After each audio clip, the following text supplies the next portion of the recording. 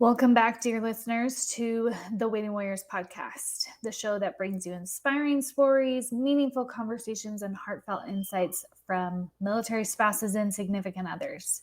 As many of you know, it's been a challenging couple of years for me. Life took a very unexpected turn, and our son James was stillborn, and I had to take a step back to heal, grieve, and find my way through the storm.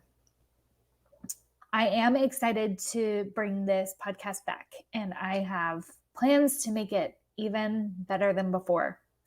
I have done, I had done a dozen or so interviews before we lost James. And since the guests and the content were so good, I can't not publish them.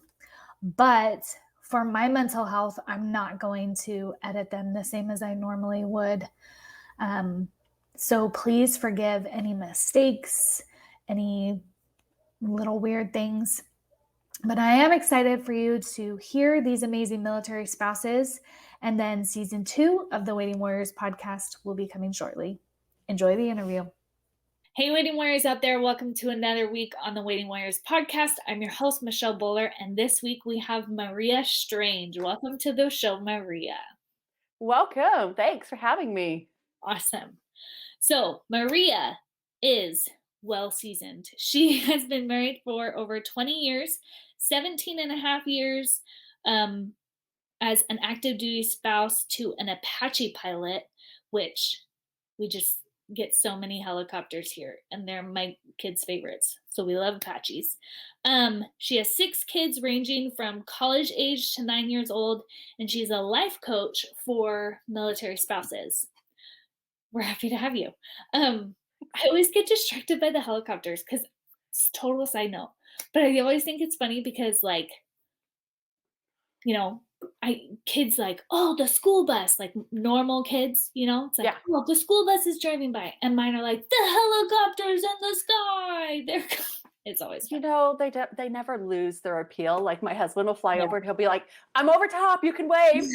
We're like, "Hey." Yeah. He's like, "I'll dip my wing at you." Kind of tip to the side a little bit, turn.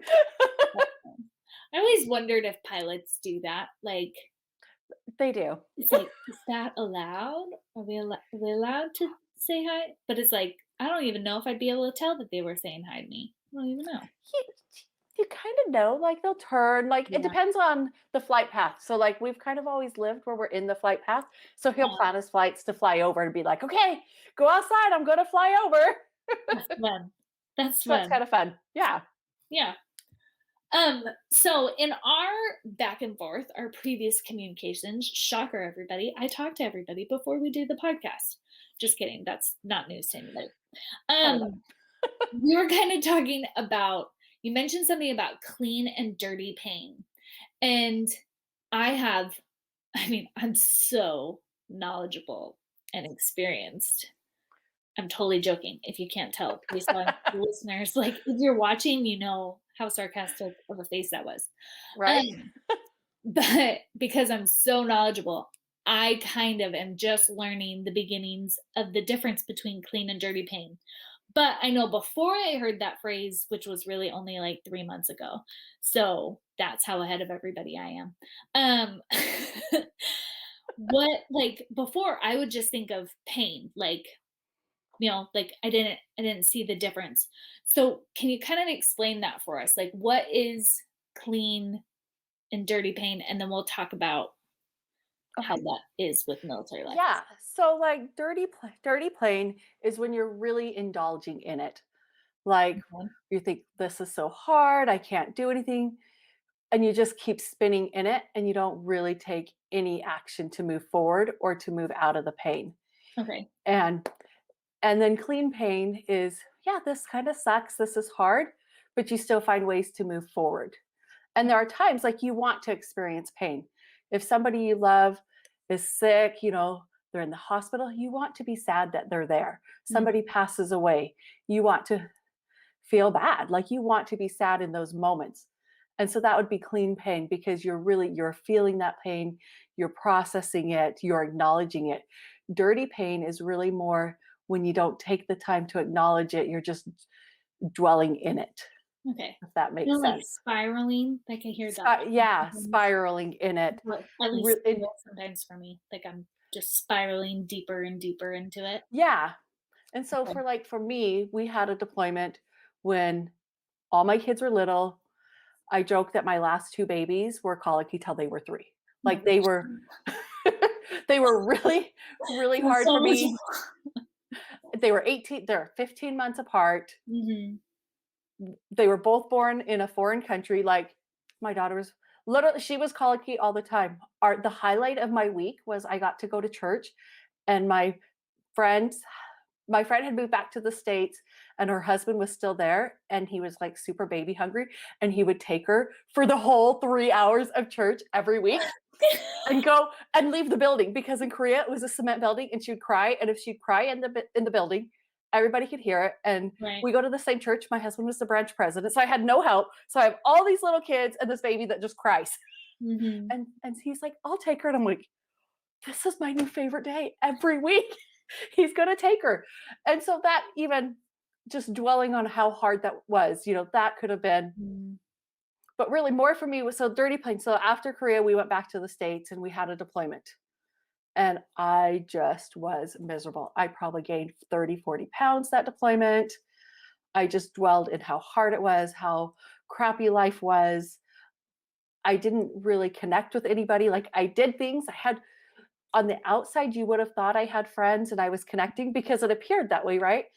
And looking back, yes, I could say I had friends. I'm still friends with people from there. But when I was in it, I didn't feel any of that connection no matter what I did. I didn't set good boundaries. Like, I had one friend, like, her husband was deployed too, and they would come over and their kids would play, and her children would destroy, like, break my kids' No. things. And I would be like, please don't, but I didn't know really what it was until Mhm. looking back how bad it was. And I just dwelt on all of the negativity and just sat in it all the time. Mhm. And so I think and for me, that was really dirty pain because I wasn't ever feeling better. Mhm. Like, my sister-in-law, my brother lived 4 hours away, and he'd be like, "We better go up this weekend. We need to check on Maria. I don't know that she's really doing well." And so that was good. My friend came out and stayed for a week. And even then I was like, "Okay, whatever." Like, I couldn't even recognize how much pain and suffering I was really in. Mhm. Honestly, there was probably some postpartum depression in there Yeah. because but that's all hindsight, right? Like, I couldn't see it when I was in it. And so that's really that dirty pain. Nothing that you do is helping to move you forward. You Mhm. can't get out of it. You're just spinning in all of those negative thoughts. Yeah. And I like the explanation of that, and that there's two different things, because I think a lot of times in our military spouse and the first responder spouse culture, it's like, no, we're not supposed to be affected by things, we're not supposed to be in those negative places. And you know I'm very vocal about that, how that's not the case. Like, we're not robots, we're going to feel things. But I like this kind of next step of helping us differentiate between what is, like, the good feeling and the actual processing versus the unhelpful feeling, and the point where, yeah, we really should say no, like, we don't need to be feeling this. Do you know what I mean? Like, Yeah. I just like that it's almost like a guide, I feel like. Yes. You know what I mean? And and I would say mine was almost maybe even a little bit too extreme. Like, I wonder if maybe I should have gone and got some antidepressants, like if it was Mhm, postpartum magnified by my spouse being gone and mhm. me doing, everything, which because I've had other deployments since then, 3, 4. And I don't know, I can't even count. I can't even keep track. My daughter's 9 and he's been gone half her life. So Yeah, that's yeah. really that's really, yeah. Like, I don't know, between deployments and everything else versus like this clean pain. Like, yeah, they're gone. I miss them. I'm Mhm. going to be sad, but I can still go out and make true connections. I think in that dirty pain, you're not making any true connections. You're just kind of checking the boxes, Okay. and it just kind of keeps you from being able to progress. Yeah. So it's almost like clean pain. We can still feel other things in it, like with a deployment or a PCS, like those big transitions that really rock the boat. Like we should be sad that we're saying goodbye to friends. We should Yeah. we should be a little stressed that we have to find a new house. We should feel sadness that our spouse is gone. Like I would hope you feel sad Right. that your Yeah. person is gone, you know? Yeah, But I want to be sad when my spouse is gone, but I yeah, still want to be able to connect with other things. And yeah. I think, like, especially here where we've been at, we've done 2 deployments, and I've been really blessed. Like, it's really interesting, and maybe you've seen this. Like, I have that one friend for that deployment, and they'll end up moving, and I'm like, "Oh," and then somebody else is gonna come in. Yeah, you're like, "Dang it." But it's like, but it works out because there's that connection, and you find it, and they get it on some level, Mhm, right? And they can be mhm, sad, there's nothing wrong with being sad. mhm. It's when you're sad to the point that you can't do anything else, you can't connect. And it's not necessarily the same as the person who's like really depressed, like clinically depressed, Right. because then you really can't get out of bed. Like I could get out of bed, I could take care of my kids during that deployment. Felt, I just was thinking, because really it all comes from our thoughts, right? I was thinking, this is too hard. This isn't fair. Mhm. Why did the army take him away? What if he gets killed? I just really dwelled on a lot of those thoughts. Yeah. What are like examples, either personal examples or when you've seen of clean versus dirty pain, but kind of like smaller? Because I think like an obvious pain in our lives are like the deployments, you know. Yeah, But I know I mean, we have the everyday. I mean, there's right. whole list So, of things so that I we. have this mom that I work with, and her husband was deployed at the time, and constant battle with her kids about bedtime. Mhm. And just it was just going round and round because she wanted them to wear jammies. Like they have to wear jammies, and they just have, like, this was just a source of a lot of pain for her because she was like, I'm frustrated, I'm getting mad, I'm yelling at him, this isn't how I'm showing up. And she was just stuck in that cycle. And I just kind of said, why? And she goes, wait, what do you mean why? And I'm like, why? And she's like, they don't have to wear jammies. I'm like, I don't know, do they?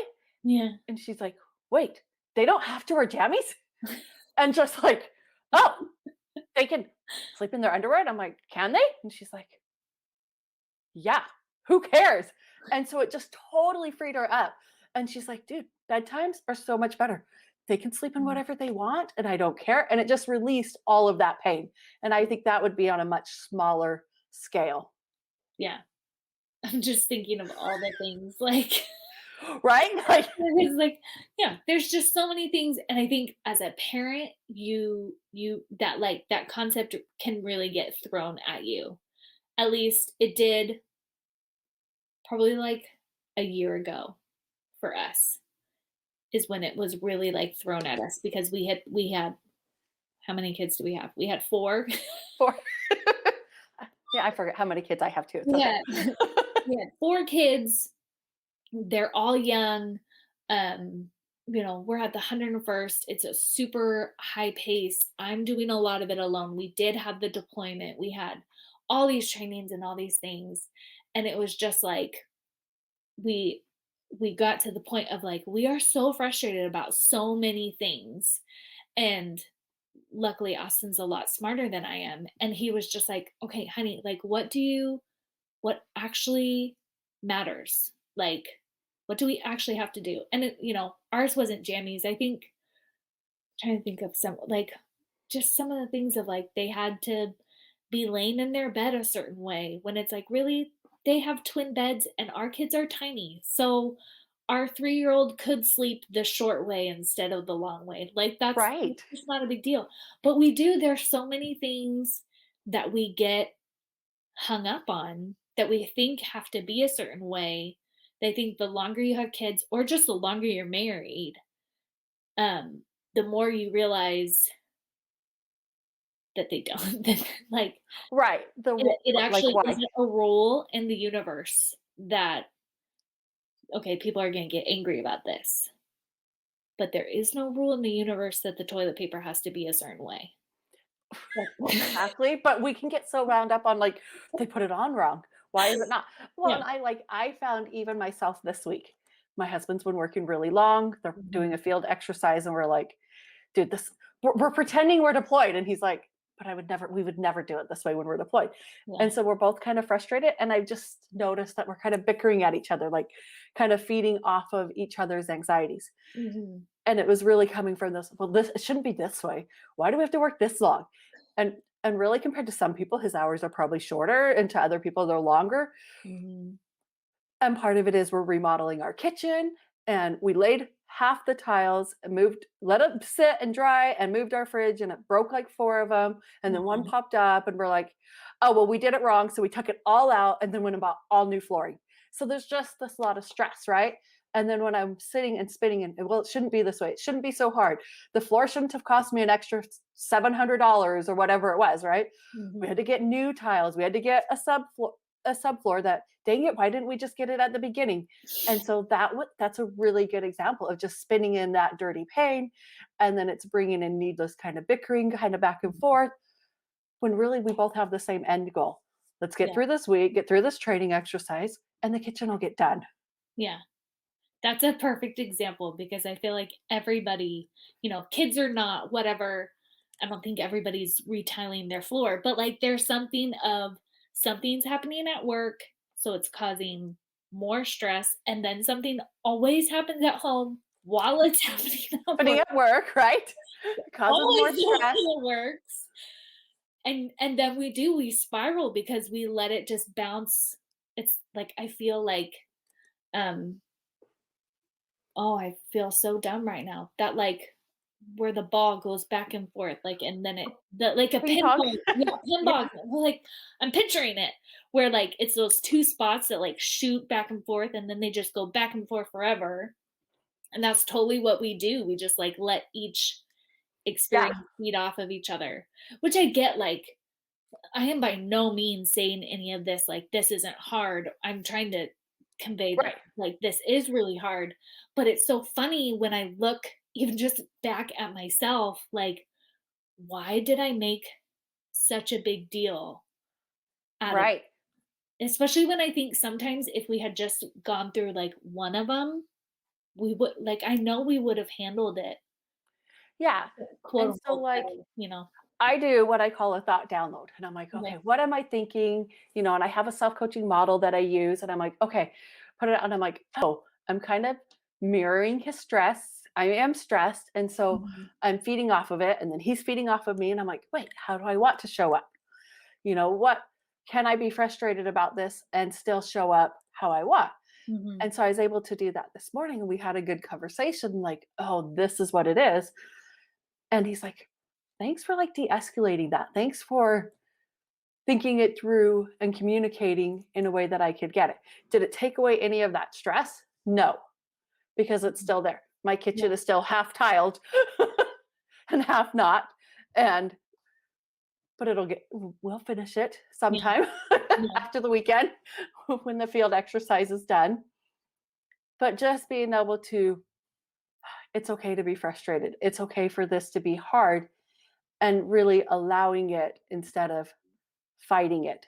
I Mhm. heard a really good, what I think is a good analogy. Like we hear of these diseases, like, people have strokes or panic attacks because we're so stressed but is it that we are feeling so stressed, or is it that we're fighting the stress Huh. instead of allowing it?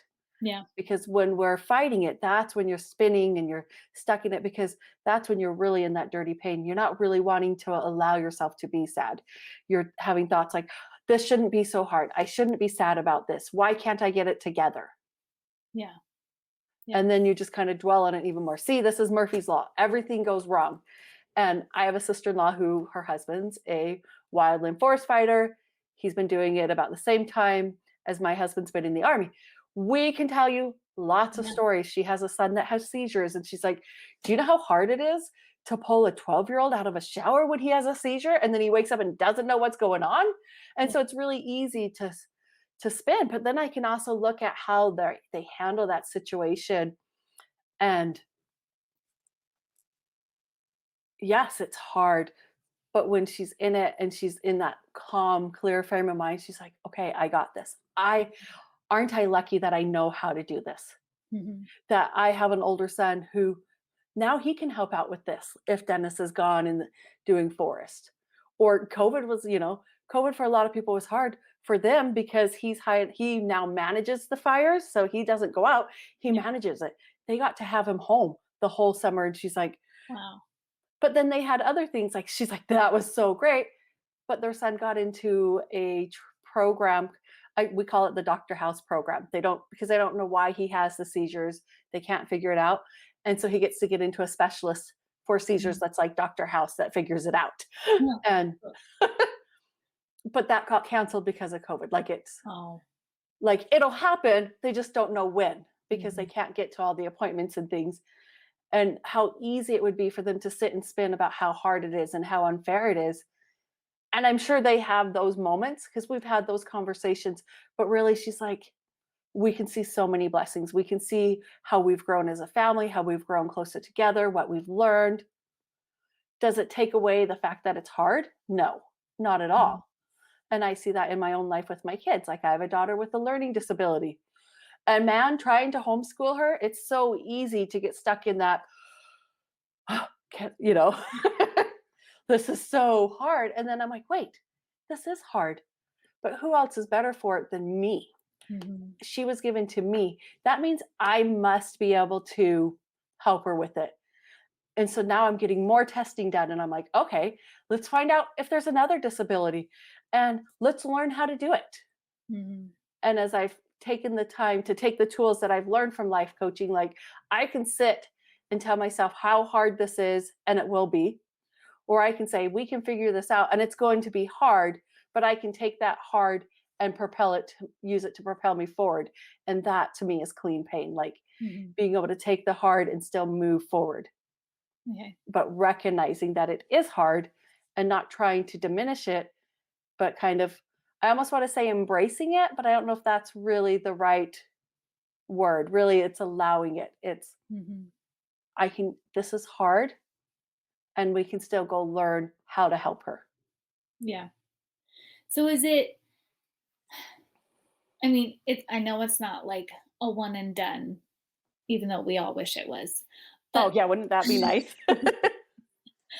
what is it kind of the same process to break the cycle every time, or is breaking the cycle and getting out of that dirty pain and into that clean pain spot just saying this is hard but we can work through it, like that's what it sounds like we say this is hard but we can work through it, but then what does working through it look like?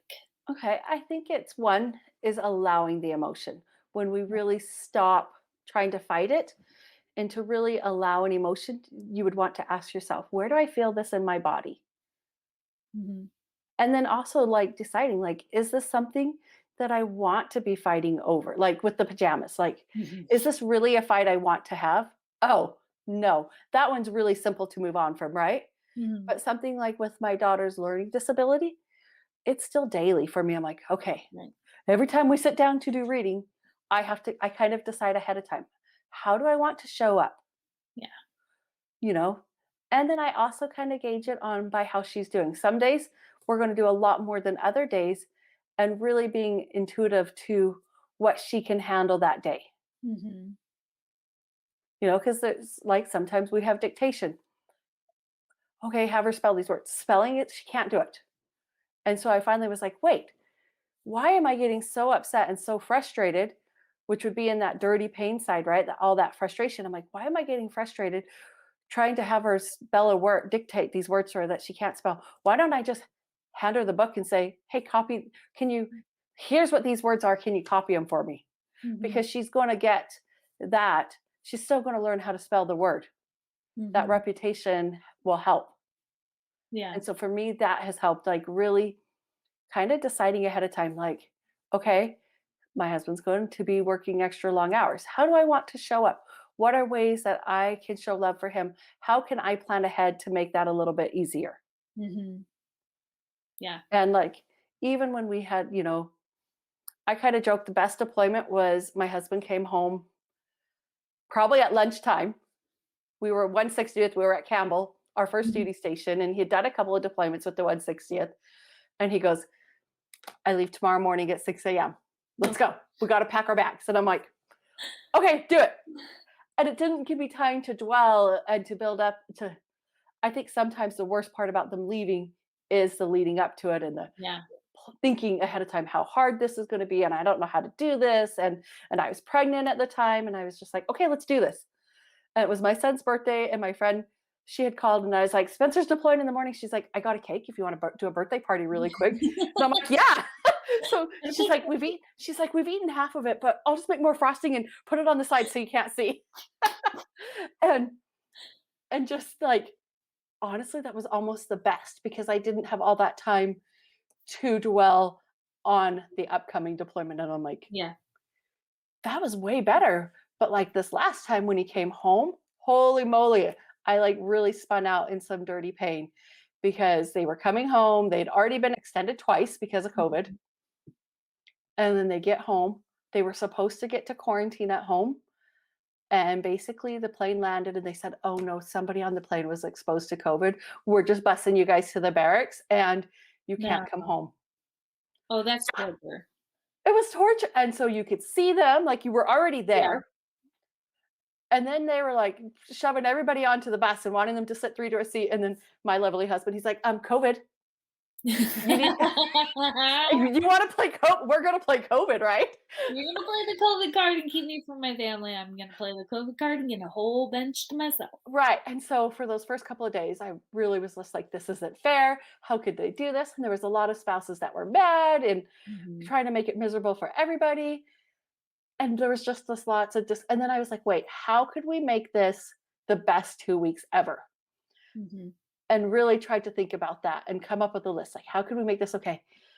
And we're like, all right, we're gonna go play with our friends. We're gonna go do these things. What do you need at the bar? What do you need there? Because we could drop stuff off. And they had, Mhm. oh, you guys want a barbecue? Great. We made homemade hamburgers and brought them, and brought them the stuff to make woodworking stuff and all these other things. And then we're like, okay, he got 2 weeks to decompress Yeah. without six kids wanting out, five kids needing his attention, without he just got to decompress. He got to get on our time zone. And so, how could we make this the best 2 weeks, right? Like, ooh, let's find ways to serve each other. He would pick up trash so that I could sit in my car and talk to him across the parking lot. Because if you were outside in the front, you had to be doing something. So the bears were never so clean because the guys would be like, okay, we'll pick up trash and talk to our spouses. Yeah. And, and so that was kind of, it was totally a different type of homecoming and everybody, and I would take the kids one on one and they would sit in the vehicle and talk to dad from their 15 feet apart. Yeah. And, but just changing that just a little bit, like, how could this be okay? Yeah. Did it make it really any easier? In some aspects, like I let go of dwelling on that it shouldn't be that way, which was that dirty pain that was making me feel that frustration and that anger. And I was like, okay, how do we make this the best? This still sucks. We would still rather he was home, Right. but But how do you we wanna could, show up and feel during all of it? yeah. Yeah. And asking yourself that. And then, okay, if you want to feel a certain way, what thoughts are you going to think that are going to help you feel that way? Yeah. Oh, he gets to decompress without us. And talk to anybody who's come home from a deployment. Yeah. Yeah. That might be really nice. Yeah. Maybe that was the best thing ever. For him, yeah.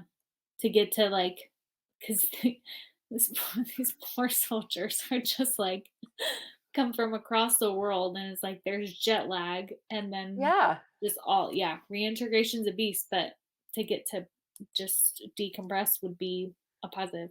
It's almost like we get to not that we get to, but, like, we can decide how we're gonna feel. It's not like we have to feel Yeah, a because certain our way. You know what I mean? feelings, Like, we yes. don't have to get mad at bedtime. We don't have to be devastated by something. You can, but Right. even just like, and that's not to say you should always choose Not to. Yeah. yeah, to be happy. Like these last few months since I've learned this, it's like, no, there have been times where I have chosen, like, no, I'm going to be upset. I'm going to cry today. Like, Yeah, I want to be sad yeah, about this. yeah, My nephew came home from Afghanistan and had some severe PTSD, and they were finally starting to get it worked through and trying to get things back to normal, and he was killed in a motorcycle accident. oh, We want to be sad. We yeah, want to cry. We want to cry with my niece. yeah, Like she lost her husband and her best friend. Of yeah, course I want to be sad. And now I think it's a year and a half, about a year and a half. She's fallen in love again, and I'm so excited for her. And one of the best parts about it is that this guy, I tease her that he's kind of military. He's a national police officer, so he works on a military mm, installation, but he's not an MP. okay, And I'm like, "Dude, you gotta type." And she's like, "I didn't know." And so we kind of tease her about it. But some of the best things about it is he tells their son, like, "Lloyd, you're so tough because your dad was tough." yeah, And just builds up this image of his dad in his mind. Like, what a mhm, great guy. And just to see my niece so happy. And does it take away the pain or the fact that she lost her husband? Not at all. yeah, Like, that's still there. And she's like, I'm lucky that I got to find this love twice mhm, and to really watch her. And, maybe she sat in dirty pain for a while, and that's okay. yeah, There's nothing wrong with experiencing that. But really, I would say she probably had more clean pain because she was able to move forward.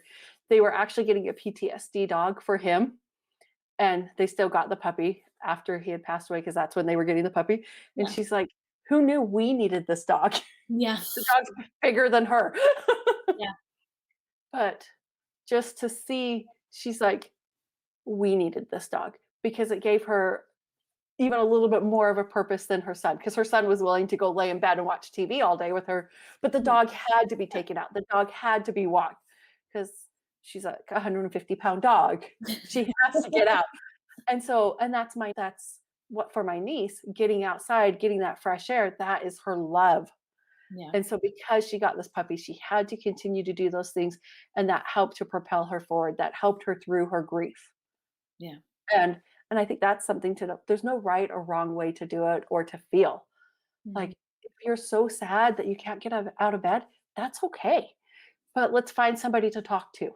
yeah, Let's reach out for help. yeah, Or if you're like fighting with your kids every night at bedtime, why?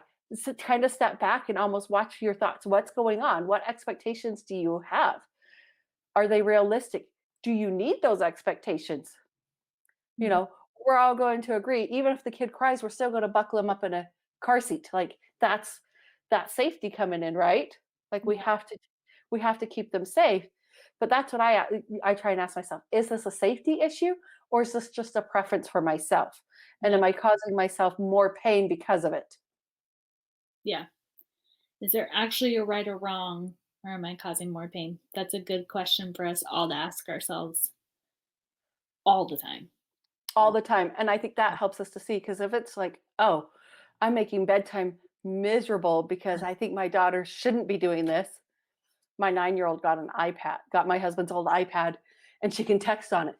Mom, come into my room. Mom, where are you? Mom, are you coming? And I'm like, I got to set up the parent control that you can't text me after 8:30. Yeah. And then I was like, wait, who cares? Right? Like I was making it like, oh, this is so frustrating. Can't I just get some alone time? And then I was like, in a year or two, is she going to want to text me to come in her room at 9 o'clock at night? Yeah. Maybe I want to go, Yeah. And so just kind of pausing and thinking, "Well, why is this making me upset? What am I thinking that's causing me to be upset? Oh, she should be asleep. Well, obviously not. She's not asleep. If she should be, she would already be asleep. Yeah. And sometimes I ignore it. And she's like, Mom, you didn't answer me. And I was like, oh, I was sleeping. She's like, I could hear you. And I'm like, I think that was somebody else. Okay, maybe. Just being a neighbor. Must have Must been. be just teenagers. I got teenagers in the house. It had to have been one of them. And she's like, Yeah. it was you. I'm like, I didn't have my phone. Prove it. My Prove it. phone goes to sleep. It's There's bedtime. there's no evidence. Can't You prove can't it. prove it was me. Yeah. No, I really love that thought, and I'm grateful that you came on and kind of shared how the difference is, because like I said before, I think before I just thought of the pain and but I think no, seeing those differences helps us process what we're going through more, and with sharing how you can actually process, because it's good to know that there's a difference, but then it's like, well, now what do I do? So Yeah. thank you for sharing that with us. Last question. What is your key to thriving you want to share with your fellow waiting warriors? So I've been thinking about that a lot. And what I really came up with is having self compassion, because you're going to have hard times. You're going to feel sad. You're going to yell at your kids and then be like, I didn't want to do that.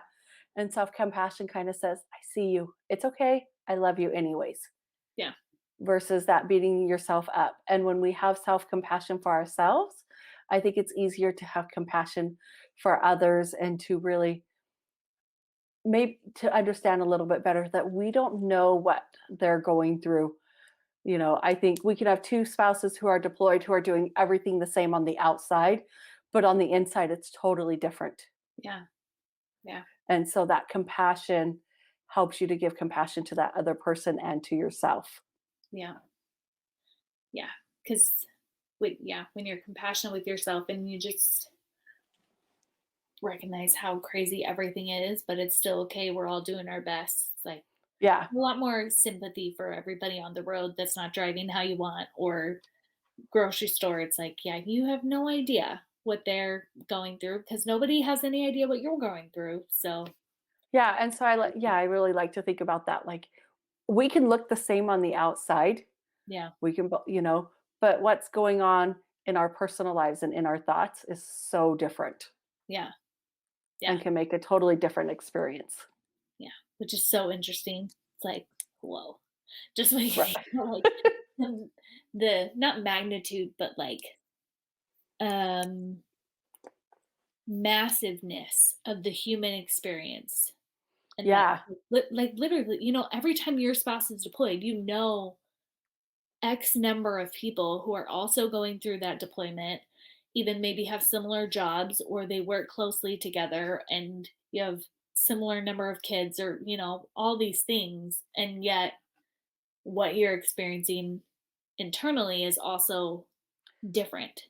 Yeah. We have similarities, but still different at different times, at different days, all those Well, things. and I think too, even every deployment can be so Yeah. different on how you experience it. Yeah. Because I've had some where I'm like, I can't hardly even function. And I've some like, we're great. Okay, you'll be home whenever you get home. We're just over here doing our thing. Yeah. Yeah. Like on some This is level, right? everybody. Yeah.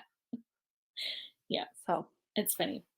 So, what if people want to learn more or say thank you? What's the best way for them to connect with you? I am on Facebook and Instagram at Maria Strange Coaching. And Mhm. I have a website, mariastrangecoaching.com.